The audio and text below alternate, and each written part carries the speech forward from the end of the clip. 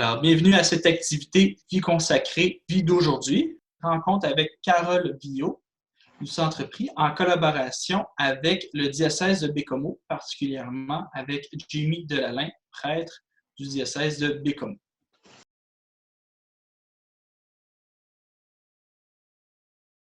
Je suis une laïque associée à Sainte-Marguerite-d'Urville, fondatrice de la communauté des Sœurs Grises de Montréal. Je vais vous témoigner mon vécu comme associée. Qu'est-ce que ça fait? Qu'est-ce que ça change dans une vie? Un petit historique un peu avant.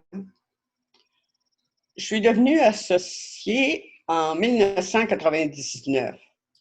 J'aime à dire que c'était le dernier grand cru après 3 ans de réflexion. Mes parents étaient des personnes croyantes et pratiquantes. Mais moi, comme je suis dans la tranche des baby boomers, j'avais bien d'autres préoccupations que m'impliquer, voir ce qui se passait dans l'Église. Mais j'ai toujours été croyante. Ma rencontre avec les Sœurs Grises s'est faite d'une façon assez spéciale. Je vais vous la conter. J'avais une amie que je partageais un appartement et qui était elle-même associée aux Sœurs Grises. Dans ce temps-là, c'était associée aux Sœurs Grises. Un bonsoir, ça frappe à la porte et c'est 2 dames qui arrivent. Mon ami les accueille et me les présente. 2 Sœurs Grises. J'ai failli m'étouffer. Moi qui connaissais les religieuses que les sœurs qui m'avaient enseigné en 8e année, c'est-à-dire des Sœurs Sainte-Croix. Alors, ce que je me rappelais, c'était leur costume et leur cornette. La religieuse responsable des associés organisait à tous les mois une rencontre de prière et elle m'avait invité. J'ai pris mon temps, je laissais passer 3-4 séances, puis un jour j'y étais. Ce qui m'a attiré dans cette communauté, c'est là qu'on reconnaît une figure évangélique, celle de la communauté. Je vais juste vous citer Saint Matthieu qui nous parle de Jésus, qui dit « J'avais soif et vous m'avez donné à boire. J'avais faim, vous m'avez nourri. J'étais sans vêtements et vous m'avez vêtu. » Ce charisme-là, il me rejoignait complètement. Et c'était vraiment ça qui se passait dans la communauté. J'ai prononcé mon premier engagement, comme je vous ai dit, en 1999. Et ça, c'est une journée que j'oublierai jamais. Quelques mois après mon arrivée comme associé, la religieuse responsable des associés m'a demandé de faire partie du comité central. Ça, c'est le comité qui organise toutes les activités des associés, que ce soit les engagements, les renouvellements, le banquet, les retraites, les ressourcements. Puis ça a fait quelques mois. Un autre quelques mois plus tard, là, toujours la même responsable me demande de devenir responsable du comité sous la supervision des sœurs en charge des associés. Alors, j'ai accepté encore une fois. Ne me dites pas que j'ai de la misère avec mon nom. Oui, je le sais. Je ne suis pas capable de dire non. Alors, on est rendu au chapitre en 2001. La congrégation accepte que les associés se préparent pour devenir plus autonomes, suite à une demande qu'il y avait eu. Alors, de 2001 à 2005, tout le monde travaillait à regarder comment on était pour s'organiser. Lors du chapitre de 2006, les groupes de chaque région s'étaient rencontrés. On avait commencé à discuter ensemble de la marche à suivre pour pouvoir rester unis malgré les distances. La première chose qu'il fallait changer au début, c'était notre nom.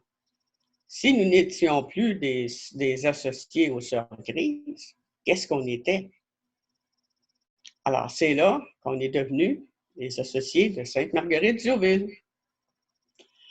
C'est sûr que des changements comme ça ne se fait pas en criant lapin et ça ne se fait pas sans briser d'œuf, comme on dit. On ne fait pas d'omelette sans briser d'œuf.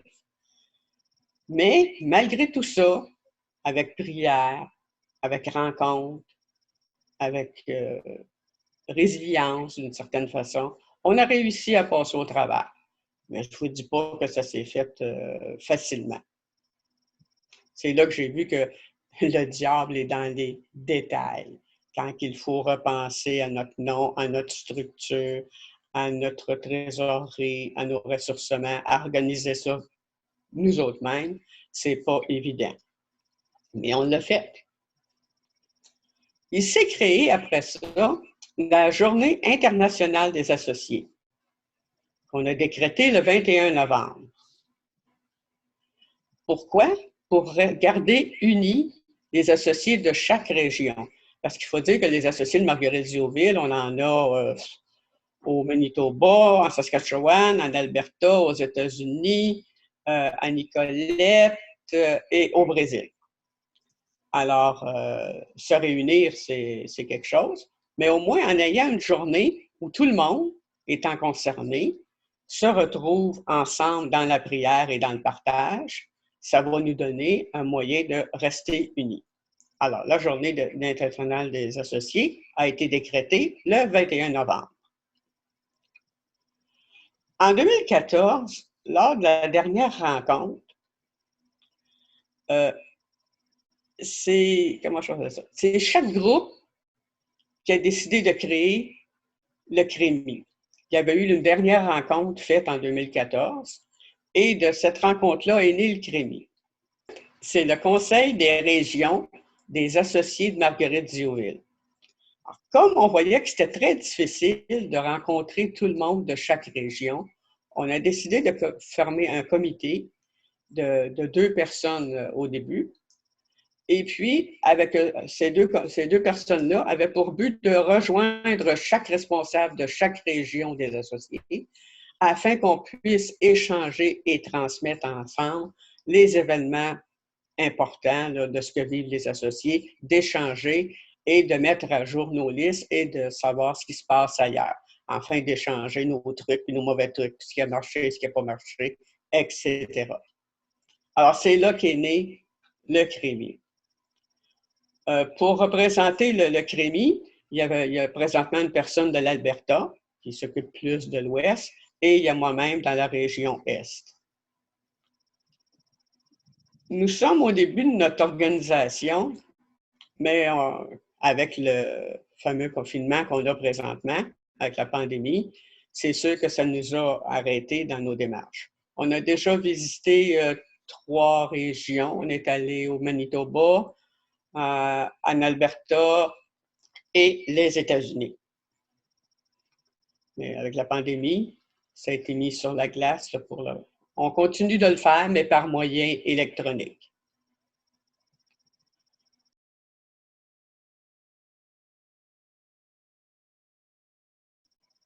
L'événement le plus important pour les associés de Marguerite-Diouville, c'est leur engagement.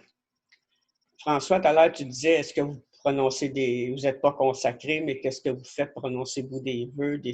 On prononce un engagement à tous les ans. Pour ça, l'associé reçoit un formulaire auquel il doit répondre à chaque année, à savoir s'il veut vraiment renouveler son engagement et de quelle façon il a vécu cette année-là son engagement aux associés, son engagement au charisme, surtout de Marguerite-Diouville.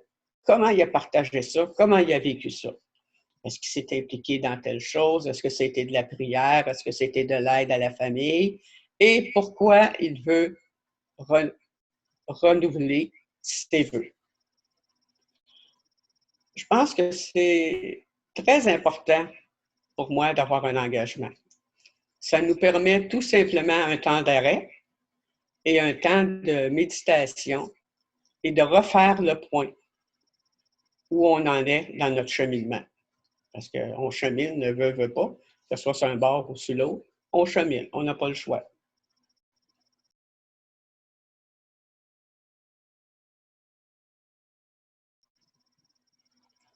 En 2004, là, je retourne dans le passé. Là. En 2004, j'ai été invitée par la supérieure de région du temps et la responsable des associés à un colloque à Cap-Rouge. C'était un colloque organisé par la CRC, la Faculté de théologie de l'Université de Laval et le Centre spirituel Manrès, ayant pour titre « L'arrimage entre les laïcs et les personnes consacrées, une tension novatrice. » Je savais que j'ai rentré là, j'ai été tellement surprise, premièrement, de voir toutes les personnes consacrées, toutes les communautés qu'il y avait là, parce que j'en connaissais pas beaucoup, à part des, comme je disais tout à l'heure, des Sœurs Sainte-Croix qui m'avaient enseigné et que j'avais découvert les Sœurs Grises. J'en revenais pas. Puis les associés qui étaient là, je me suis dit, mon Dieu, je suis pas tout seul dans mon petit coin. Ça, là, ça m'a fait là, voir que on n'est pas seul. On n'est pas seul. J'avais envie de tout aller les voir, puis leur demander comment ça allait chez eux, puis comment ils fonctionnaient, puis ça allait-tu bien, puis qu'est-ce qu'ils vivaient. Je veux savoir qu'est-ce que tout le monde vivait. Parce qu'en fin de compte, c'était en plein ce qu'on vivait, nous autres, chez nous. J'avais pas assez d'yeux et d'oreilles pour entendre et voir tout ce qui se passait dans cette fin de semaine-là.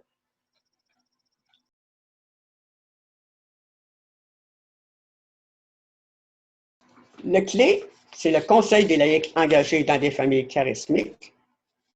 Et j'ai une petite histoire là, pour vous situer.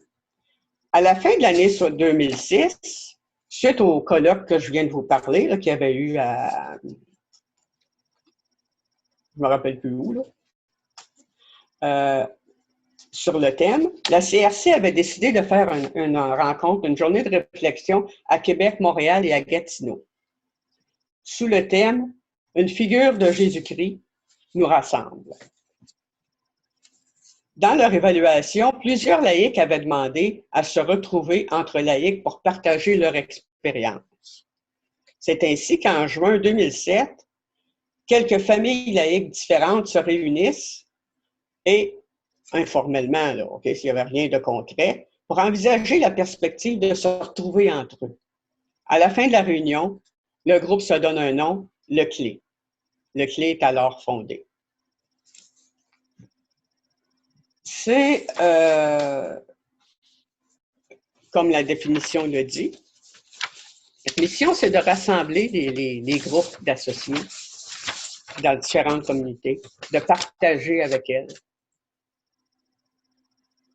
leur faire connaître leur figure évangélique, les aider dans ce cheminement-là, de développer avec eux des solidarités, des lieux de réflexion, des lieux de formation, puis de maintien, de soutien mutuel.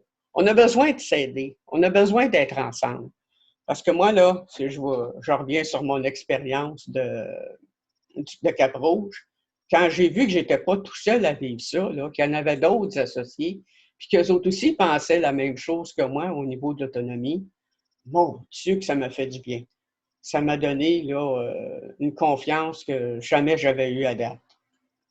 C'était extraordinaire. Alors, le CLÉ, là, quand c'est arrivé, ça, j'ai dit oui, j'ai dit oui tout de suite. Ça m'a reviré à l'envers. La mission, comme je viens de vous le décrire, fait que ce qu'on a eu comme travail à faire, premièrement, c'est de se former notre groupe. On est parti de rien, là. La première rencontre, je me rappelle, tout le monde a mis les mains dans sa poche pour mettre un petit peu d'argent sur la table pour être capable de se payer un café à un moment donné. Et puis, on est parti tranquillement. On a rencontré plusieurs personnes. On a envoyé des lettres aux associés. On est parvenu avec eux autres de se mettre un petit comité encore plus grand. On a fait des activités à partir de 2008, là, à tous les 2 ans. On invitait les associés à venir nous voir et on avait des thèmes à chaque fois là, pour les partages. On a eu en 2008 les clés d'animation. En 2010, les transmission et transition. En 2011, on a creusé le puits. En 2016, regard sur l'avenir. En 2014, ensemble, risquons l'avenir. Action et vie spirituelle. Alors, toutes ces rencontres-là nous ont permis d'agrandir notre liste de membres. On a jusqu'à 300 membres présentement. Quand on a envoyé les derniers courriels, c'était à peu près ça, 300 membres. Et je dois vous avouer que c'était quelque chose d'important pour eux. Ils n'arrêtent pas de nous dire que c'est important ce qui se passe comme travail aux clés. C'est important la reconnaissance qu'on a du clé. C'est important de les aider. Mireille Etier et moi-même, chacun de notre côté, on a visité plusieurs groupes après ça. Je me suis rendu à Moncton, je me suis rendu au Moncton, au Nouveau-Brunswick, en Alberta, et j'ai rencontré Joliette, j'ai rencontré plusieurs groupes pour leur indiquer, puis on a partagé ensemble comment ils fonctionnaient, ce qu'ils voulaient, qu'est-ce que ça lui disait pour eux autres, l'autonomie, est-ce que ça lui tentait de se prendre en charge et devenir autonome, qu'est-ce qu'ils pensaient de ce qui arrive au niveau des communautés qui baissent de plus en plus, que les membres baissent de plus en plus. Est-ce qu'ils voulaient s'éteindre eux autres aussi? C'était quoi leur projet d'avenir? Alors, tout ça, c'est fait là, par des rencontres, soit en gros groupe ou soit individuellement dans chaque place où on était invité pour partager avec eux, pour trouver des pistes de solutions à ce qu'ils vivaient. Pour rajouter aussi pour le clé, c'est qu'on a reçu notre cadeau cette année, en 2020. On a reçu de l'Assemblée des évêques catholiques du Québec notre reconnaissance ecclésiale. Alors ça, c'est quelque chose. Alors, notre Assemblée reconnaît que le Québec d'aujourd'hui sera bien différent de ce qu'il est sans l'immense et inestimable contribution des communautés religieuses à son histoire et à son développement. Chacune, inspirée par son charisme particulier, a marqué la vie de milliers de personnes. Avec le malheureux déclin de la vie religieuse que nous observons depuis plusieurs années, il est source d'espérance pour notre Église au Québec que des femmes et des hommes puissent découvrir, s'approprier et vivre sous de nouvelles formes les charismes féconds des communautés religieuses. Chacune de ces familles charismiques qui partagent aux clés est reconnue, encouragée, soutenue d'une manière ou d'une autre par la communauté religieuse à laquelle elle se rattache et dont elle souhaite poursuivre le charisme.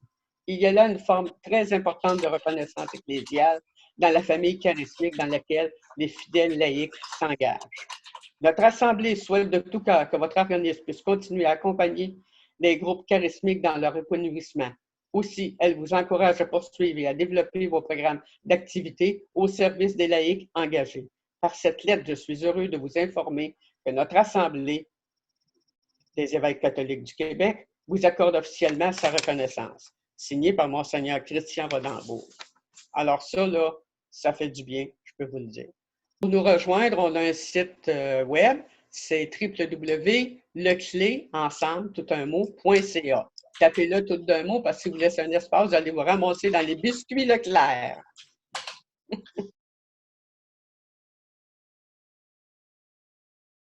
Au Québec, j'en ai, je ne peux pas vous donner ça, mais si je peux vous dire qu'ici à Montréal, on est 47 associés à Montréal. Ça, c'est à part de ceux de Nicolette, ils sont une vingtaine, 20-25. Et il y en a dans d'autres provinces. Il y en a au Manitoba, il y en a en Alberta, il y en a aux États-Unis. Le total est à peu près, je pense qu'on était à 200 quelques en tout et partout. Là, je parle pour les associés de Marguerite-Diouville. Il y avait eu un colloque en 2000, je crois, un gros colloque qui s'était fait à Montréal, où tous les associés avaient été invités à Montréal. Et puis, il avait fait l'historique du nombre d'associés qu'il y avait. Mais on vit la même chose que les communautés vivent présentement. Nous aussi, notre nombre baisse assez, on s'entend. Puis, comme tout le monde vieillit. Alors, on vit la même chose.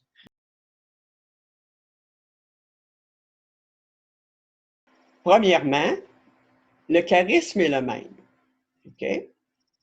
Deuxièmement, la différence, c'est que la consacrée a prononcé des vœux. OK? Elle a une vie en communauté. Nous, les associés, chez nous, en tout cas, on prononce un engagement.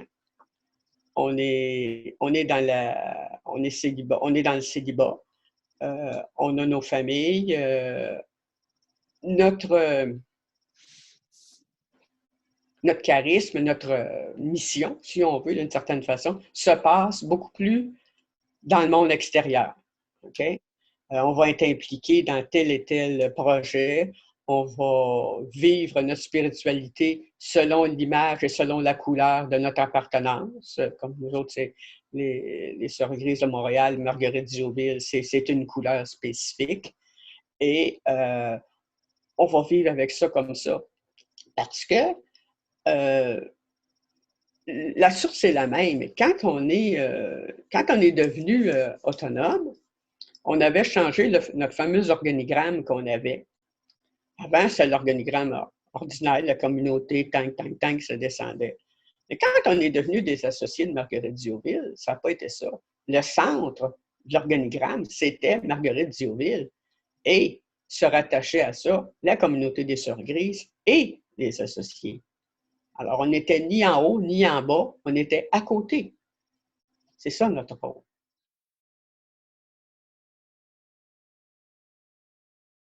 Le charisme, c'est le poste. Quand je vous le lisais tout à l'heure, là, Matthieu, ça se base sur le pauvre, sur la charité. Marguerite Dioville a été la personne qui était... quand je vous dis qu'on fait nos engagements le 21 novembre, c'est pas pour le fun, cette date-là. Le 21 novembre, c'est la journée où Marguerite Dioville a reçu sa première pensionnaire, une dame aveugle. C'est la première personne dont elle s'est occupée. Alors, pour nous, c'est important. Pour nous, c'est un peu dans... Quelqu'un va dire, ah ben, c'est facile, tu n'as pas besoin d'être associé pour être charitable, pour être ci, pour être ça. Oui et non. L'associé va mettre sa spiritualité, va mettre Jésus avec elle pour continuer, pour le faire. Une autre personne qui n'est pas croyante ou quoi que ce soit, elle va faire ce qu'elle a à faire, elle va l'aider, elle va l'aimer, la même chose. Mais il n'y aura pas comment pourrais-je dire, cette enveloppe que Jésus nous donne pour pouvoir faire ce qu'on veut faire. Parce que Dieu est toujours là, le Père est là, Dieu est toujours là. Jésus nous suit, Jésus nous aide, Jésus nous permet d'avancer. Sinon, on reste là. Et puis, pour moi, ça a été sauveur. Ça a été sauveur pour moi. Il m'a fait connaître des choses que jamais j'aurais cru connaître. Jamais j'aurais cru, premièrement, un jour être associé à une communauté religieuse. C'était le dernier de mes projets. Il m'a fait réfléchir, il m'a fait avancer, il m'a fait pardonner. J'ai appris à pardonner, j'ai appris à aimer. J'ai appris à vivre, quoi. Vivre dans ma communauté que j'appelle les associés. Pour moi, c'est pratiquement une communauté parce que je suis là pratiquement, je m'en suis en charge depuis plusieurs années et je ne me vois pas ailleurs. Je ne me vois pas ailleurs. C'est important pour moi, ça. C'est ma vie. Mais quand même que je voudrais changer ça, là, je ne serais pas capable. Comprenez-vous? C'est comme ça. C'est là, ça m'a frappé, ça l'a rentré, puis ça a resté là. Je ne peux pas rien faire d'autre avec ça. Quand même que je voudrais demain matin partir et dire non, non, non, je ne suis pas associé, je ne suis plus croyant, je ne serais même pas capable. C'est d'être capable de partager, d'être capable d'avoir une rencontre avec des gens comme moi, là, de prier ensemble. Prier ensemble, c'est important. Pour moi, là, ça vaut n'importe quoi. D'être capable de se rencontrer, d'échanger, non seulement au niveau administratif, mais au niveau de notre foi. Quand on fait un ressourcement, quand on invite quelqu'un ou quand on fait des témoignages, c'est ça l'important. C'est de se connecter avec les autres. Moi, je suis une fille d'équipe, alors j'ai besoin du monde à côté. Quand je t'en doute, quand je suis dans une position où je ne sais pas trop quoi, je vais aller chercher mes réponses. Je vais aller écouter des gens. Je vais aller dire, ben, coudonc, pourquoi ça se passe de même? Pourquoi je réagis de même? Qu'est-ce qui arrive? Qu'est-ce qui se passe dans ma foi? Est-ce que es-tu solide? Es-tu ébranlable? Es-tu inébranlable? Puis là, je peux vous dire que dans ce temps-ci, être inébranlable. Avec tout ce qu'on vit, que je sois encore là, debout, là, elle doit être pas mal inébranlable. Mais ça, là, c'est Marguerite Diouville qui m'a amené à Jésus. Souvent, les gens disent, ah ben oui, c'est ta foi qui t'a amené à choisir une image différente, à choisir un charisme qui te convenait à toi. Moi, c'est exactement le contraire. C'est Marguerite Diouville qui m'a amené à Jésus. C'est comme ça que j'ai appris à connaître Jésus. Alors, je pense que c'est important. Ça le sera toujours dans ma vie.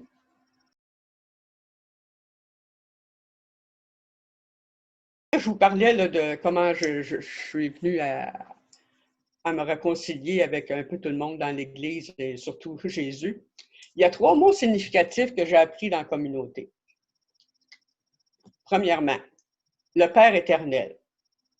J'ai appris à me rapprocher de lui, j'ai appris à le prier et j'ai appris à l'aimer. Le pauvre, j'ai appris à le reconnaître. Et la providence, j'ai appris à y croire.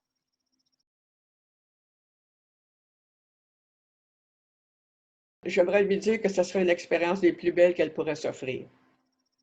Parce que soyons bien honnêtes, aujourd'hui, comme les écoles sont laïques, les parents plus ou moins ne pratiquent plus, on n'a plus de point de repère. Alors, si quelqu'un voudrait continuer dans sa foi ou la développer, je pense que les laïcs engagés, ça, c'est la meilleure solution qu'on peut soumettre à quelqu'un en choisissant le charisme qui lui convient. Je pense que c'est la meilleure chose à faire. Puis, il y a toujours du monde qui vont l'accompagner. Elle ne sera pas seule, cette personne-là. C'est important, le groupe.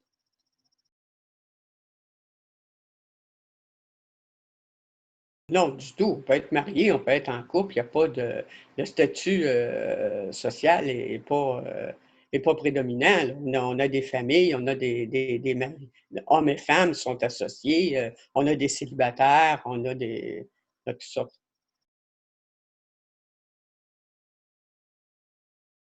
Le mot charismique, avant, on parlait de laïcs engagés dans une famille. Il y avait le mot charismatique qui venait, mais on ne voulait pas associer charismatique à ça. Alors, c'est un de nos associés, monsieur Lavallée, qui a trouvé le mot charismique.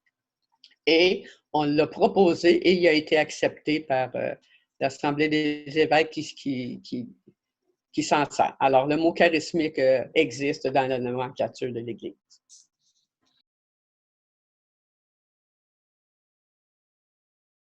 On n'a pas de laïcs consacrés. Oui, excusez-moi. Oui, on a des prêtres, c'est vrai. C'est vrai.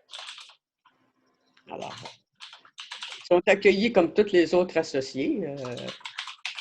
Ils font la même chose que nous autres. Les autres, ils font leur job, les autres, on fait la nôtre. Mais ils participent à nos engagements, ils participent à toutes les réunions qui peuvent venir. Ça, il n'y a aucun problème.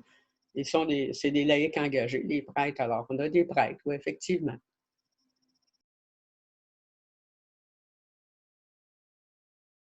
On a déjà eu beaucoup d'actions communes dans le groupe. Ça, officiellement, on a eu des levées de fonds, on a eu une fondation même, on a eu des activités pour aider qui que ce soit.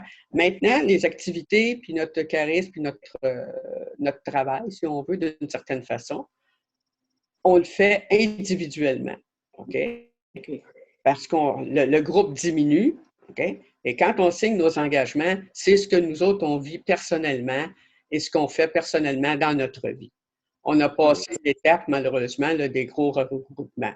Les regroupements qu'on a, ça va être des ressourcements, OK? Ça va être des journées de formation, ça va être une retraite, etc. Ça va être ça, nos rencontres. Ça va être des prières, une messe, les engagements, etc. Malheureusement, là, on ne peut pas se permettre d'activités sociales ou d'activités pour aider, exemple, un organisme ou quoi que ce soit.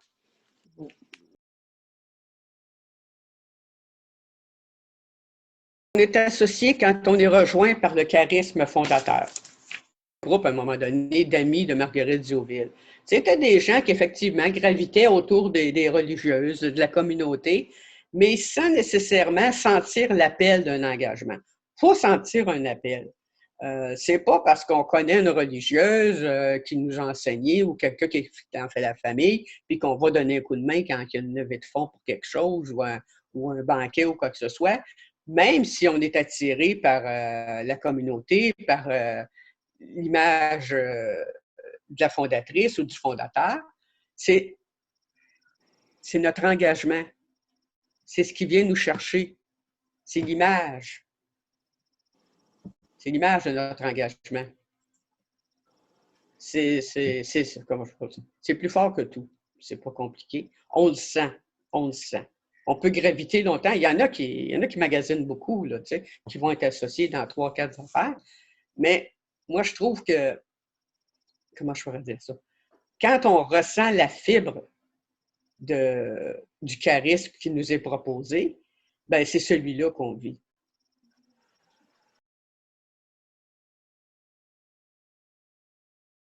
Présentement, non.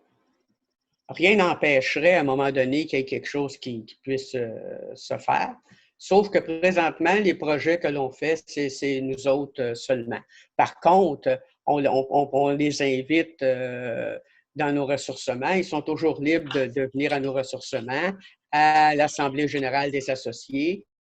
Ça se fait sous forme de banquet, alors les religieuses sont invitées. Mais d'avoir un projet spécifique là, qu'on tiendrait, non.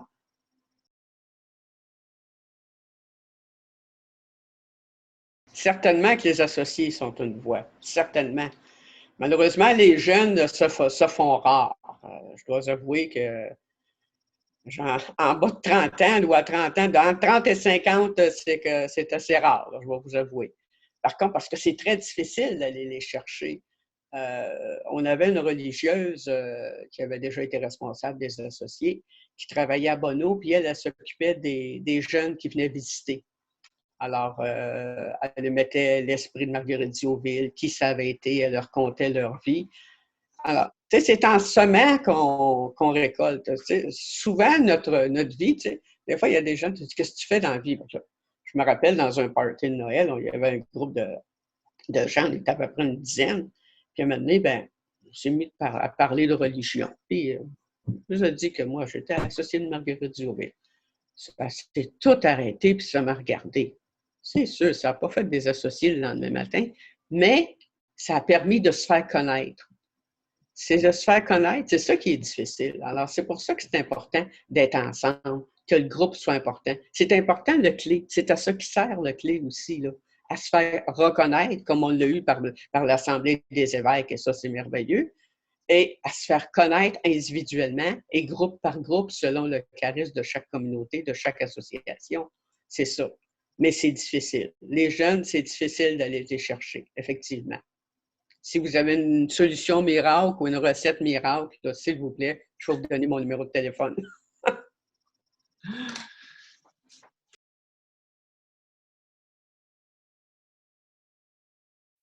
Peut-être ne jamais oublier que ce n'est pas un mot qu'on a prononcé.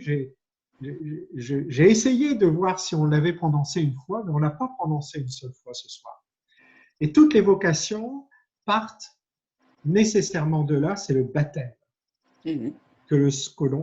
Qu'on soit prêtre, qu'on soit religieux, qu'on soit laïque, qu'on soit consacré, tout ce que vous voulez, c'est toujours pour vivre notre baptême. Et tous les ministères dans l'Église servent à ça. Et c'est important de le rappeler, surtout au niveau des jeunes. Parce que ce n'est pas le charisme en lui-même qui est recherché, c'est comment, comme baptisé, et tu l'as très bien dit, Carole, à un moment donné, quand tu as dit quelque chose de très fort, moi je crois que c'est ça qui est le plus fort dans ton témoignage. Il m'a appris à pardonner, il m'a appris à aimer, il m'a appris à vivre, et je ne vois pas ailleurs, c'est ma vie, c'est là, c'est l'œuvre de la grâce. Et c'est ça la vocation. C'est ça quand on est attiré par le Christ. Mais c'est pour vivre notre baptême.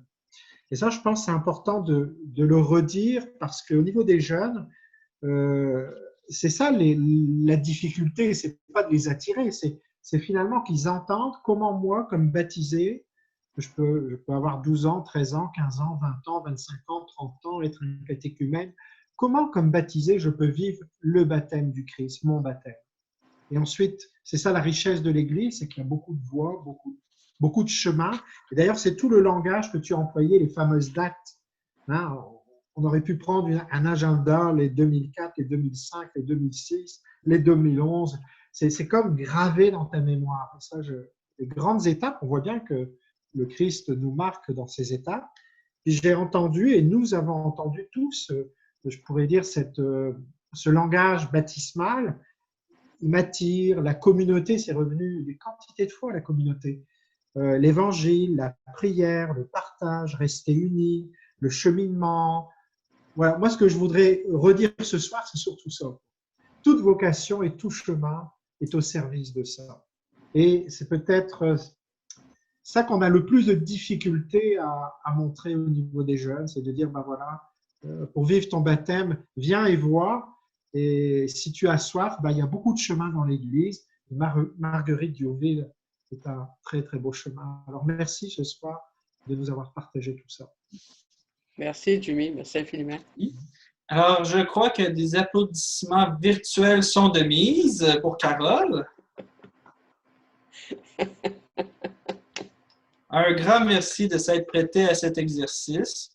Merci à Jimmy et au diocèse de Baie-Comeau d'avoir rendu cette soirée possible également. Merci au Centre Prix. Ça fait plaisir. Donc, à tous, un grand merci. J'espère que l'activité vous a plu et au plaisir de vous retrouver.